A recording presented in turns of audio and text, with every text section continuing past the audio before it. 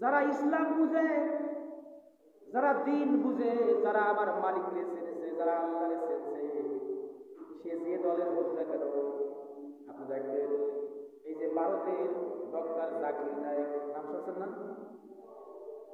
কেননা জাকির নায়েকের হাতে কলেমা পড়ে এই পৃথিবীর জমিন থেকে হাজারো মানুষ কলেমা পড়ে মুসলমান হয়ে গেছে।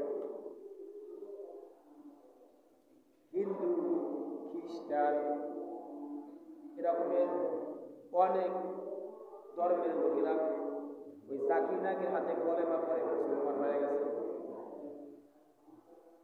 কেননা তারা বুঝতে পেরেছে যে ইসলাম আসলে শান্তি, ইসলামের মধ্যে যদি আমরা প্রবেশ করি আর যদি কোরআন এবং হাদিস অনুযায়ী আমার জীবনটা গঠন করি, পরিচালনা করি, তাহলে আমরা পরকালে নাজাত পাব।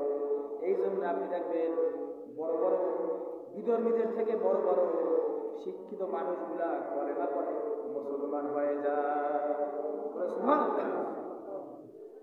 আর আপনি বাবা আপনার মুসলমান, মা আপনার মুসলিম, এই জন্য আপনি মুসলমান দাবি করেন। অথচ দেখা যায়